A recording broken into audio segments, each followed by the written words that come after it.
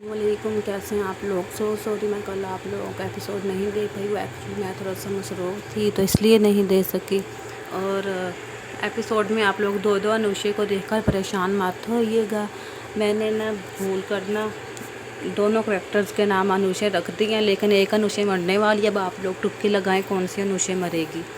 चलते हैं हम अपने नावल की तरफ। हयात टिशनगी बाय हुरैन फ़ातिमा, किस्त नंबर 21। बग़ैर इजाज़त कॉपी पेस्ट करना मना है। उसे शाह इंडस्ट्री में काम करते हुए 1 माह मुकम्मल हो चुका था। इस 1 माह में वो अच्छी तरह अरीद शाह की नेचर के बारे में समझ चुकी थी। वो बहुत ही कम गो, सादगी और डिसिप्लिन पसंद इंसान था। अगर उसकी तबीयत के ख़िलाफ़ कोई काम हो जाता तो सबकी शामत आ जाती थी, इसलिए वो हर काम वक्त से पहले कर देती। वक्त पर उसकी कॉफ़ी रेडी करके उसके ऑफ़िस पहुंचा देती। उसकी टेबल को अच्छे से सेट करके चीज़ें जगह पर रख देती। वक्त पर उसे उसकी होने वाली मीटिंग्स के बारे में आगाह करती। जैसे उसने ऑफ़िस आने का बोला था वैसे ही ऑफ़िस आती। अरीद शाह भी काफ़ी हद तक उससे मुतासिर हुआ था। वो दिल लगाकर पूरी मेहनत से काम कर रही थी। उसने अरीद शाह को महसूस नहीं होने दिया था उसने उसे जॉब देकर कोई गलती कर दी है। अरीद शाह को बस उसकी एक आदत नागवार गुजरती थी।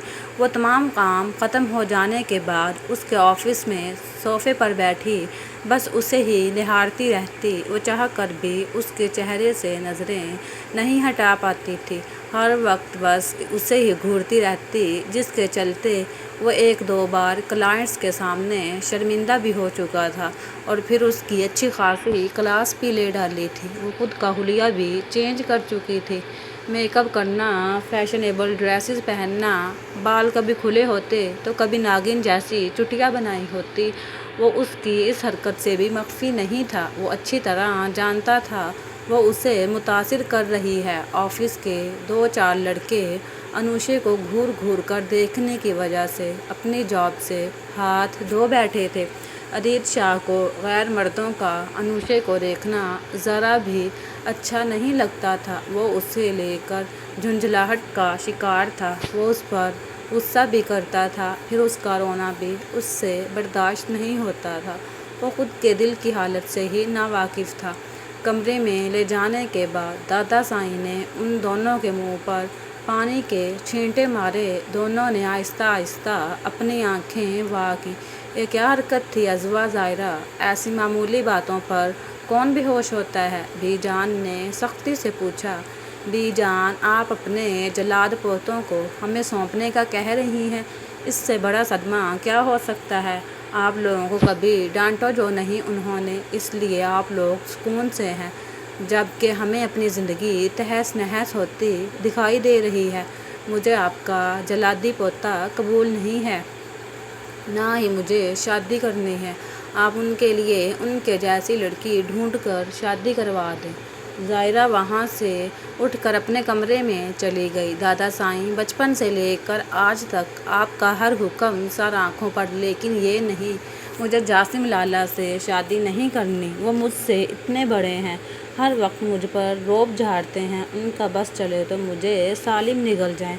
उनसे मेरी शादी हो गई तो किसी दिन आप लोगों को उनके रूम से मैं नहीं बल्कि मेरी लाश निकलती दिखाई देगी। वो भी दादा साईं को इनकार करती उठकर अपने कमरे में चली गई। पीछे से सब एक दूसरे के मुंह देखने लगे। बाबा साईं, आप टेंशन ना लें, बच्चियां हैं, हम समझाएंगे तो समझ जाएंगी। मैं समझाती हूँ उन्हें। आइमा बेगम उठकर अज़वा के कमरे में उसे समझाने, जबकि नजमा बेगम ज़ाहिरा को समझाने उसके कमरे में चली गई। वो किचन में शाह की पसंद का खाना बना रही थी जब पीछे से आते शाह ने उसे अपने हसार में लिया था। वो इस अचानक पड़ने वाले अफ्तार पर उछल पड़ी। चम्मच छूटकर कढ़ाई के अंदर गिरा था, जिससे ऑयल के कई छींटे उसके हाथों पर पड़े थे। उसके मुंह से सिसकी निकली थी। वो फ़ौरन से उसके सिसकने पर उससे दूर हुआ था। क्या हुआ जाने शाह, आपको लगी तो नहीं? वो मोहब्बत से गोया हुआ। शाह की नज़र अचानक उसके हाथों पर गई जो सुर्ख हो रहे थे। नहीं, मैं ठीक हूँ। उसने दोनों होंठ आपस में پیوست کیے بتایا وہ شاہ کو پریشان نہیں کرنا چاہتی تھی، ورنہ جلن تو اس کے ہاتھوں پر ہو رہی تھی۔ خواب ٹھیک ہیں، آپ اپنے ہاتھ دیکھیں کیسے لال ہو رہے ہیں، ہمیں بتایا کیوں نہیں؟ آپ کو ہمیں بتانا چاہیے نا، آپ کو جلن ہو رہی ہے۔ آپ چلیں ہمارے ساتھ روم میں، ہم آپ کے ہاتھ پر کریم لگاتے ہیں، آپ کو آرام ملے گا۔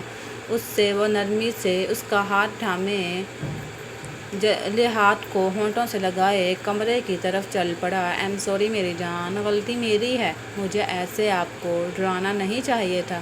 ابھی تو ہلکے سے آئل کے چھینٹے پڑے ہیں، آپ کے ہاتھ پر کوئی بڑا نقصان بھی ہو سکتا تھا۔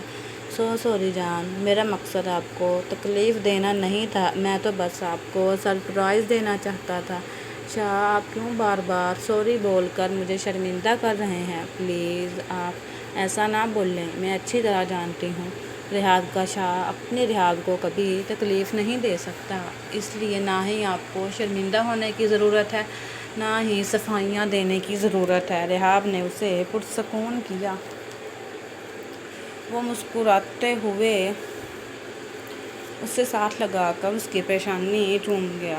اب جلن تو نہیں ہو رہی میری جان کو؟ شاہ کو اب بھی سکون نہیں مل رہا تھا، اس کی رحاب تکلیف میں تھی، وہ اپنے رحاب کی ذرا سی بھی تکلیف برداشت نہیں کر سکتا تھا۔ نہیں ہو رہی جلن، ہم ٹھیک ہیں اب، اس نے مسکرا کر بتایا، لیکن ہمیں ہو رہی ہے جلن۔ شاہ نے اداسی سے کہا۔ شاہ، آپ کو کہاں جلن ہو رہی ہے؟ رحاب پریشان ہوئی تھی، اسے لگا شاید شاہ کے بھی آئل کے چھینٹے پڑے ہوں۔ یہاں ہو رہی ہے جلن۔ شاہ نے اپنے دھڑک رہے دل کی طرف اشارہ کیا۔ شاہ، آپ کو جلن کیوں ہو رہی ہے؟ آپ ٹھیک تو ہیں؟ پلیز چلیں، ہم ڈاکٹر کے پاس چلتے ہیں۔ وہ اس کی تکلیف کا سن کر ہلکان ہوئی تھی۔ ہماری تکلیف کا علاج کسی ڈاکٹر کے پاس نہیں بلکہ آپ کے پاس ہے۔ ہم نے آپ کو تکلیف دی ہے، اس لیے ہمیں تکلیف ہو رہی ہے۔ اب آپ ہی ہماری تکلیف کا علاج کر سکتے ہیں۔ وہ بیڈ پر لیٹتے ہوئے اسے بھی اپنے اوپر لٹا گیا۔ رحاب نے پریشانی سے شاہ کی طرف دیکھا۔ رحاب، کس نے؟ اس نے آنکھیں موندے کہا، چہرے پر سنجیدگی چھائی ہوئی تھی۔ سنائی نہیں دی آپ کو؟ رحاب، کس نے؟ وہ ہونکوں کی طرح منہ کھولے دیکھ رہی تھی۔ شاہ کے ایک دفعہ پھر کہنے پر پریشان ہوئی۔ پھر آپ کی تکلیف کم ہو جائے گی؟ اس نے معصومیت سے پوچھا۔ جی جانے شاہ، اگر آپ ہمیں کس کریں گی تو ہماری تکلیف کم ہو جائے گی، ہمارے اندر سکون کی لہر ڈورے گی، ہم پرسکون ہو جائیں گے۔ وہ اسے بتانے کے ساتھ اس کا چہرہ مزید اپنے چہرے کے قریب کر گیا۔ لیکن شاہ، لیکن کچھ نہیں۔ رحاب، کس میں؟ ہری اپ۔ رحاب، آپ ہمیں کس کر رہی ہیں یا پھر ہم یہاں سے جائیں؟ وہ شاہ کی ناراضگی کا سن کر پریشان ہوئی، اپنا چہرہ اس کے ہونٹوں کے قریب لے جا کر رک گئی۔ تب ہی وہ اس کے بالوں کو جکڑے اسے اپنے مزید قریب کرتا اس کے ہونٹوں پر جھکا، اس کے ہونٹوں کا جام پینے لگا۔ اپنی پیاس بجھانے کے بعد شاہ نے اسے چھوڑا اور اس کے چہرے کی طرف دیکھا جس کا چہرہ شرم و حیا کے ملے تاثرات سے سرخ ہو رہا تھا۔ جان، جب آپ ایسے شرماتی ہیں نا، آپ کو نہیں پتا آپ میرے اندر کی کتنی فیلنگ جگا جاتی ہیں۔ اور جذبات کی رو میں آنکھوں میں خماری لیے اسے بتانے لگا۔ شاہ، ہمیں آپ کے لیے کھانا بنانا تھا۔ کیا یار رحاب، اب تم ہنی مون پر بھی کھانا بناؤ گی؟ حد ہے، تم یہاں کھانا بنانے اور میں بیٹھ کر کھانا کھانے نہیں آیا، بلکہ ہم یہاں ہنی مون پر آئے ہیں تاکہ ایک پیاری سی ہنی کو اس دنیا میں لا سکیں۔ شاہ کی بات سن کر وہ شرم سے اس کے سینے پر مکے برسانے لگے، جبکہ وہ اس کے ہاتھوں کو پکڑے ایک بار پھر اس کے ہونٹوں کو اپنی دسترس میں لے گیا اور اس پر اپنی شدتیں لٹانے لگا۔ سورج سمندر میں ڈوب رہا تھا، لہروں پر گرم نارنجی روشنی پڑ رہی تھی۔ فہد اور انوشے ہاتھ میں ہاتھ لیے ساحل پر سیر کر رہے تھے۔ لہر کی آواز اور ہلکی ہوا نے ایک پرامن ماحول بنایا اور انہیں ایسا محسوس ہوا جیسے وہ دنیا کے صرف دو افراد ہیں جو اس وقت وہاں موجود تھے۔ وہ دونوں ایک مقام تک پہنچے جہاں فہد نے نیچے ایک قالین پھیلائی اور انوشے کو بیٹھنے کے لیے اشارہ کیا۔ اس نے اپنی جیب سے ایک چھوٹی سی باکس نکالی اور ایک گھٹنے تک جھک گیا۔ انوشے، جب میں تم سے ملا تو مجھے یقین ہوا کہ تم ہی وہ ہو جس کے ساتھ میں اپنی پوری زندگی بتا سکتا ہوں، تم ہی وہ ہو جس کے ساتھ میں ہمیشہ خوش رہ سکتا ہوں۔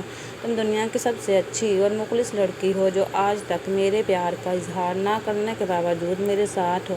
کیا تم ہمیشہ مجھ سے ایسے ہی محبت کرو گی؟ جب اس نے پوچھا، اس کی آنکھوں میں محبت کی چمک تھی۔ خوشی کے آنسو انوشا کی آنکھوں میں بھر آئے۔ اسے بھی دوسری لڑکیوں کی طرح اپنے شوہر سے بہت ساری امیدیں تھیں۔ وہ بھی چاہتی تھی اس کا شوہر روزانہ اس سے اپنے پیار کا اظہار کرے، لیکن فہد نے کبھی ایسا نہیں کیا تھا۔ پھر بھی وہ خاموشی سے اس کے ساتھ اپنی زندگی بسر کرتی رہی، لیکن آج جب فہد نے اس سے اپنے پیار کا اظہار کیا تھا، اس کی آنکھیں بھر آئی تھیں۔ وہ ہاں میں سر ہلا گئی اور فہد نے خوبصورت سی انگوٹھی اس کی انگلی میں پہنا دی۔ سورج ہورائزن کے نیچے غائب ہو گیا، دونوں وہاں تنہا رہ گئے۔ فہد نے اس کے مسکراتے چہرے کو ہاتھوں کے پیالوں میں بھرا اور اس کے ہونٹوں پر میٹھا سا بوسہ دیا۔ آتی جاتی لہریں دیکھتے ہوئے انوشا نے اپنا سر فہد کے کندھے پر رکھا۔ اس کے لیے اس مکمل لمحے کا شکر ادا کرتے ہوئے، میں بھی آپ سے بہت محبت کرتی ہوں، اس نے خفیف آواز میں کہا۔ ہمیشہ کے لیے، فہد نے جواب دیا۔ پھر وہ اسے اپنے بازوؤں کے حصار میں لے گیا۔ جوں جوں رات گہری ہو رہی تھی، وہ ساحل کے ساتھ ساتھ چلتے جا رہے تھے۔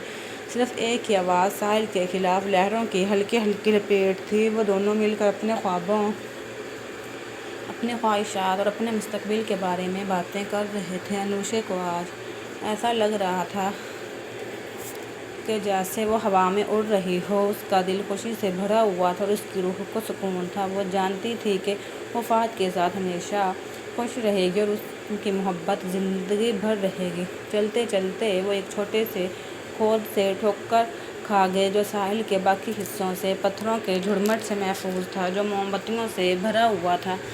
وہاں ایک پراسرار اجنبی نے رکھا تھا اور نرم چمک لہروں کو روشن کرتی تھی۔ فہد نے انوشا کا ہاتھ پکڑا اور اسے پانی میں لے گیا۔ موم بتیاں ان کے چہروں پر سنہری روشنی ڈال رہی تھیں۔ وہ وہاں کھڑے تھے، سمندر کے بیچوں بیچ۔ ان کی محبت اوپر کے ستاروں سے زیادہ چمک رہی تھی اور جیسے ہی انہوں نے ایک دوسرے کو گلے لگایا، لہریں ان پر دھل رہی تھیں۔ آج کی رات ان کی زندگی کی سب سے حسین رات تھی۔ ساری رات وہاں گزارنے کے بعد صبح ہوتے ہی وہ واپس لوٹ آئے تھے۔ جاری ہے۔